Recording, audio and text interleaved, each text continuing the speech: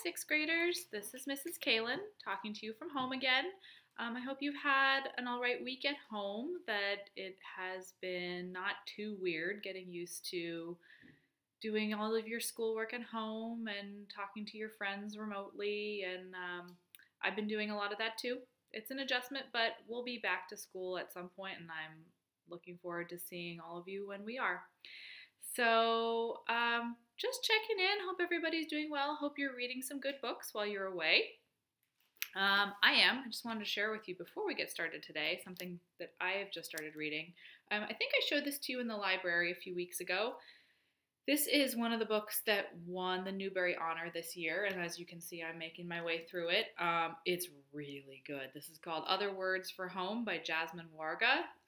This is a novel. It's fiction, but it is quite realistic, about a girl named Jude who is an immigrant from Syria. The book starts when she and her family still live in Syria, all the way on the other side of the world in the Middle East, where there has been a lot of war and conflict in recent years. And Jude and her family, Jude and her mother specifically, are forced to move to the United States to live with her uncle when the situation starts getting pretty rough in her home country. And so most of the book is Jude's adjustment to her new world, her new life, her new culture, staying connected to her friends and family at home, worrying about them, and sort of sometimes struggling with how much she actually likes it in the United States. Does that mean that she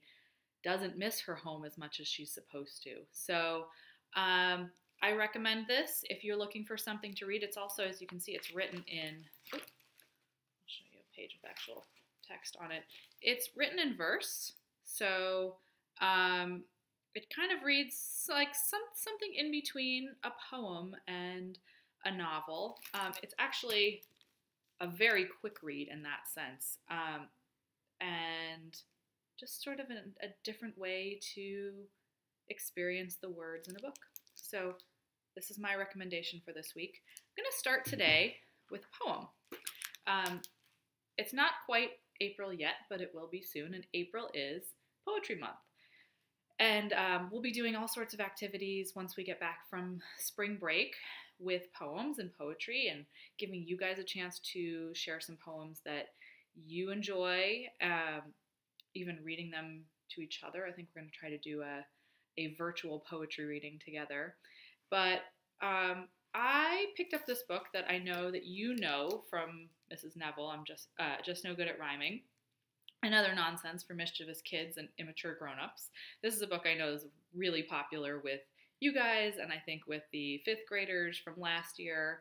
Mrs. Neville reads a lot of these poems with you, but I just picked it up to look at it, just to start thinking about Poetry Month. And the first poem in this book really caught my eye right now. It's called The Door.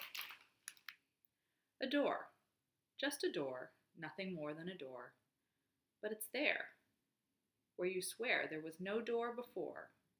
And your world is this room that you're comfortable in, but through there is everywhere you've never been. Now the doorman steps forward and asks with a grin, are you going out or staying in?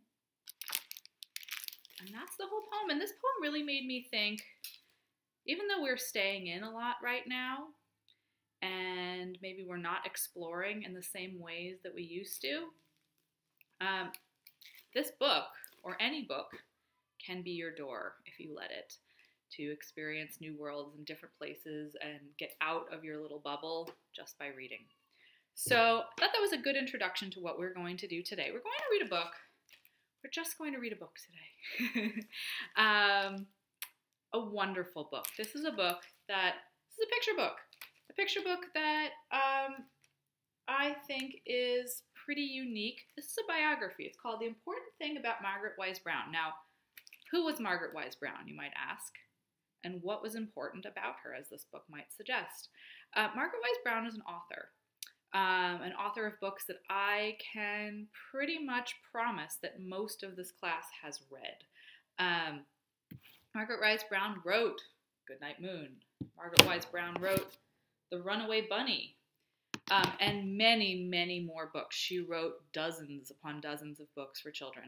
And she was a very unique person. And when I read this book, Mrs. Neville and I both read this book, and we started to think about, we were like, oh, it's a picture book about a picture book author. Maybe we'll read this to second grade or third grade. And then we read it and we're like, wow, this is a very unique and sophisticated book. This is more like a sixth grade book. It's a biography, but it's not a biography in the way that you usually think about a biography. Most biographies have what? Like, what important things about somebody's life? You can even shout it out right now to me, like talk to the screen.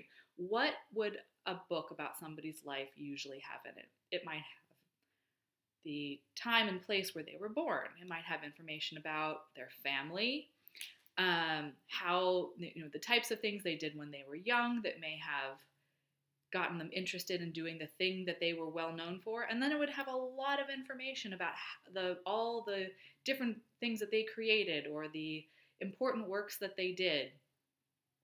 Maybe their family life in later on with if they have children or a partner. All of the significant events. This book is not like that, as you will see. It is 42 pages for the 42 years of Margaret Wise Brown's life. And let's read it. The important thing about Margaret Wise Brown. This is also a book by Mac Barnett, who is one of my favorite authors of all books, but all books for kids. Mac Barnett has written funny books. He's written serious books. He's written chapter books. He's written picture books. He's written everything. Nonfiction, fiction, and some of the best books that are being written for kids right now are by Mac Barnett. He's also been doing a story time on Instagram every day that I've been watching with my son. That's been fabulous. So this is The Important Thing About Margaret Wise Brown, written by Mac Barnett and Sarah Jacoby.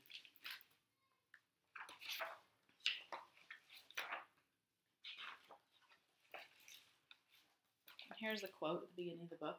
It did not seem important that anyone wrote these stories. They were true. And it still doesn't seem important. All this emphasis today on who writes what seems silly as far as children are concerned, by Margaret Wise Brown. So this is an interesting quote to put at the beginning of a book about somebody who writes children's books, right? That it's silly to think about who writes them and why that person is important. So let's think about, maybe we might think differently by the end of the book. Margaret Wise Brown lived for 42 years. This book is 42 pages long. You can't fit somebody's life into 42 pages, so I am just going to tell you some of the important things. The important thing about Margaret Wise Brown is that she wrote books. Every book is written by somebody. Some books were written by Ruth Krauss, some books were written by John Sheska or Judith Viorst. The book you are reading now was written by Mac Barnett. Over 100 books were written by Margaret Wise Brown.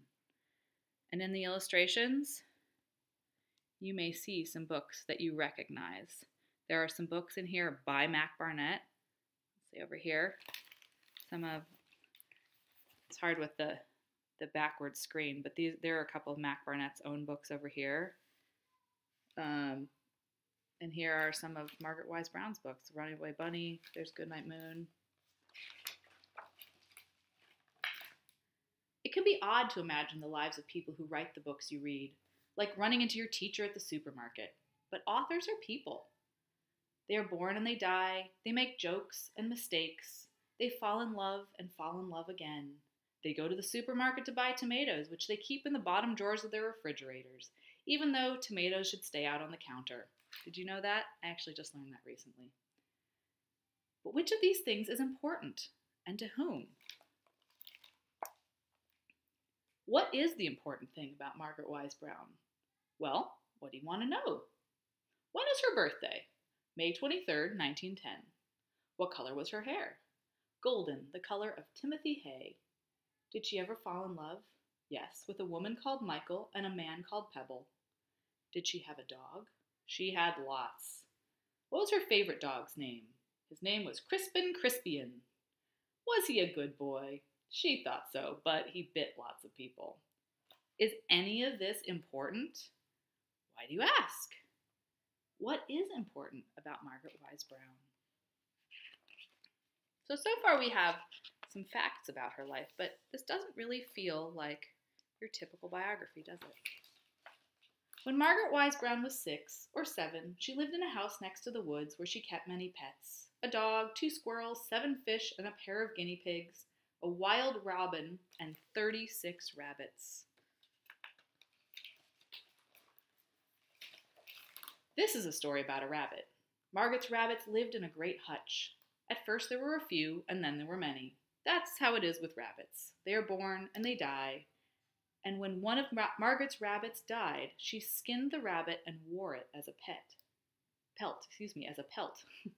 You know what a pelt is? A pelt is like almost like a fur scarf, like a fur collar. Margaret wrapped herself in the rabbit's fur and paraded herself around before her brother and sister, and the other rabbits as well. There were people who will say that a story like this doesn't belong in a children's book, but it happened. Margaret Wise Brown took up a rabbit, took off its pelt, and she did this when she was a child. And isn't it important that children's books contain things children think of and children do, even if these things are strange? What do you think? Is it important to know this about her? Does this tell us something about who she is and maybe make us think about who she is and how she got some ideas for stories that she wrote? This is a story about a rabbit. The rabbit must go to bed. He takes a long time, saying goodnight to everything. Nobody knows why he says goodnight to all this stuff, his socks and some mush and even the air. But I have an idea. I think it is because he is afraid to go to sleep. Have you read this book? Do you know what I mean? I'm going to guess that just about everybody here has read this book. And even this book. This is another story about a rabbit. He is trying to escape from his mother, but his mother just won't let him get away. Maybe that is why he is trying to escape from her. This one is not a story about a rabbit. But when this book was first published, do you know what its cover was made of? The cover of this book was made from the fur of a rabbit. Every copy was wrapped up in real rabbit's fur. What do you think of that? What do you think of that? I don't know what I think of that.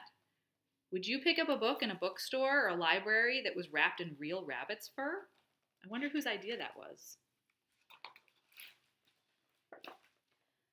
People thought Margaret Wise Brown was too strange. They thought her books were strange too.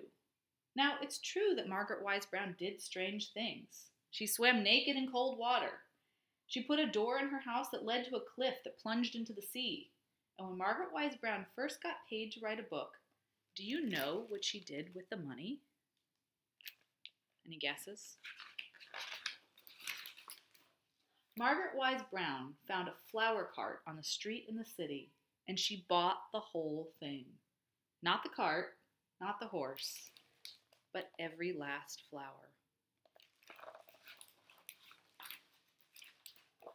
Margaret Wise Brown filled her little home with flowers.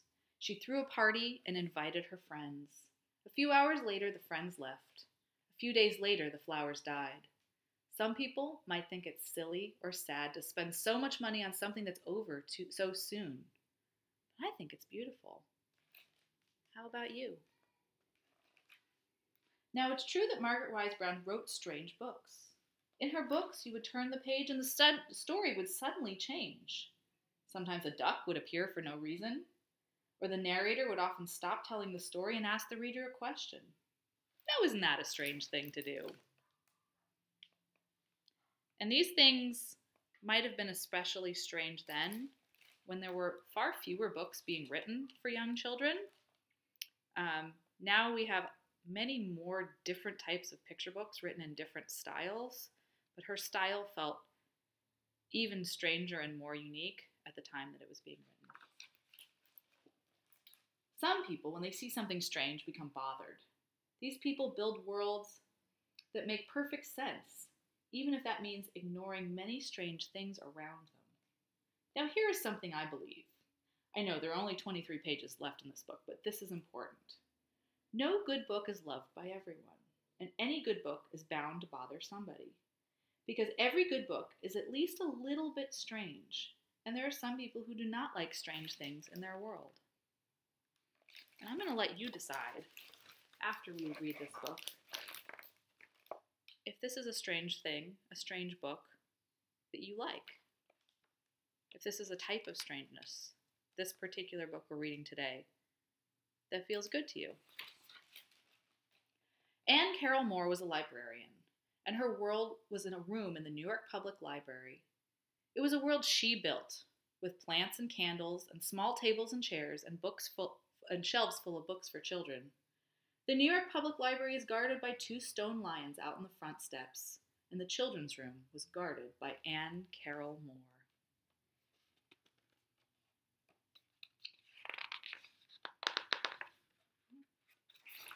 Anne Carroll Moore was a conservative. She liked books that were darling and innocent, like what she thought children should be. When Anne Carroll Moore read the right kind of book, it got its own place on a little shelf in the library. And when Anne Carroll Moore read the wrong kind of book, she picked up a big rubber stamp which she slammed down, bam, which said, not recommended for purchase by expert. No. That book did not get a place on the shelf in the library, nor in many other libraries besides, because a lot of librarians listened to Anne Carroll Moore. She was important. There's that word again, important. Who decides what's important? So Anne Carroll Moore would sit at her desk with a stack of books and a rubber stamp and a wooden doll named Nicholas Knickerbocker. Nicholas Knickerbocker went everywhere with Ms. Moore. He had his own language, his own luggage. He had his own bed. If you ever had dinner with Anne Carroll Moore at her house, you might find yourself sitting next to Nicholas Knickerbocker, who had his own plate and fork and knife, and you'd have to ask him, how do you do?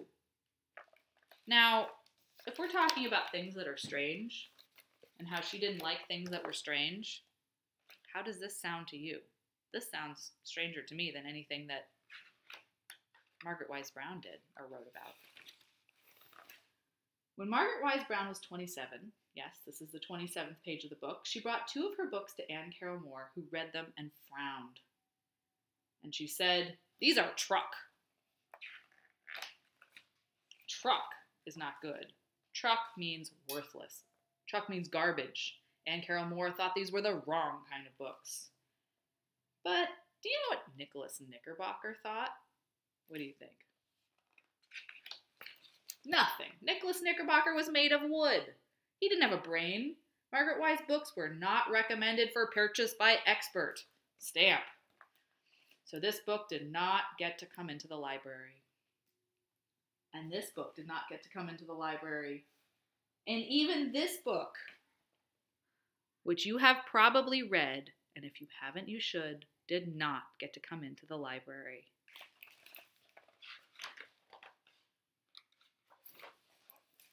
But by the time Goodnight Moon was written, Anne Carroll Moore had retired. She'd still go to her old desk, which was now somebody else's, someone named Frances, and she'd tear up the list of books that Frances liked and put down a list of her own. Though to be fair, I don't think Frances liked Goodnight Moon either. In fact, there was a time when even Margaret Wise Brown did not get to come into the library. I know we are nearing the end of this book, which only has 42 pages, but this is important. There was once a tea party at the New York Public Library. Authors were there, and illustrators were there, and Anne Carroll Moore was there, and so was Frances. But when Margaret Wise Brown walked up the steps to the front door, she wasn't allowed inside. She didn't have an invitation. So when people with invitations walked up to the library, do you know what they found right there in the middle of the stairs?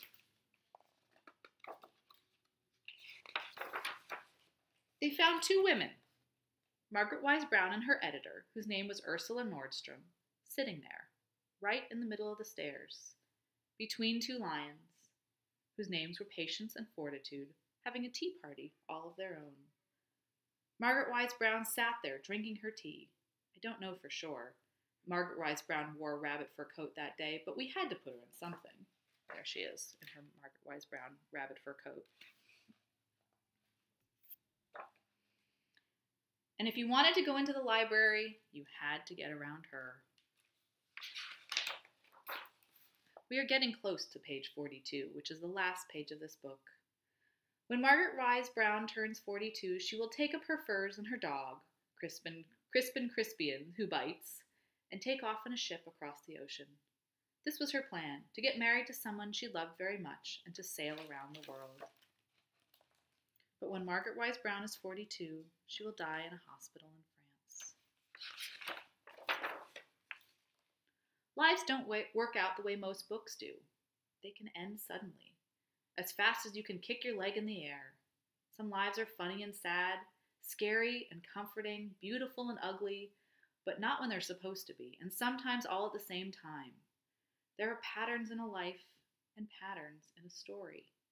But real lives and good stories, these patterns are hard to see because the truth is never made out of straight lines.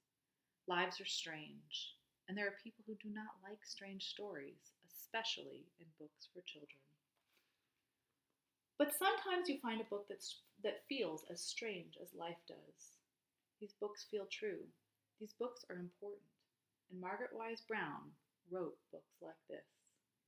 She wrote them for children because she believed that children deserve important books. I believe you deserve important books. The important thing about Margaret Wise Brown is that she wrote books.